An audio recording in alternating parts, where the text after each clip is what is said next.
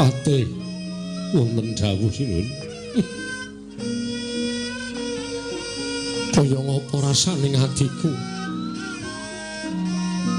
Narasoma kuwi anakku sing tak gadang-gadang.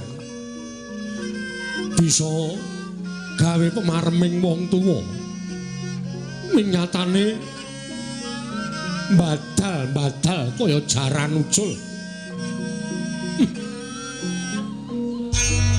Aku ki wis tuwa, mung kepengin ngepenakke uripku, nyawang negaraku, nyawang karo anak bojone Narasoma sesuk. Aku pengen momong mantu ngemban putu. Ning tinemune anakku kok badal kaya ngono nerak pacak nerajang perbatang. Iye. Kula piyambak boten mangertos kados pundi Raden Narasoma anggenipun menggali perkawis menika diweji Pate wonten dawuh. Aku kudu piye? Mula gage kowe tutura karo aku. Aku kudu piye? Iye. Sakmangke monggo lenggah wonten ing dampar langgur miyen. Panjenengan nedeng siniwaka.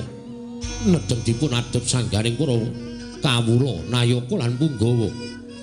Menawi ngantos kapirsan utawi dipun tingali dening para ing sami sumewa menapa boten lingsem penggali paduka Kanjeng Sinuwun Prabu Mandrawati.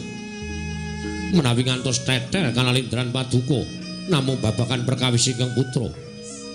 Miturut pemanggih kula sakmangke ingkang putra saged dipun gula wentah malih langkung sae sinuwun.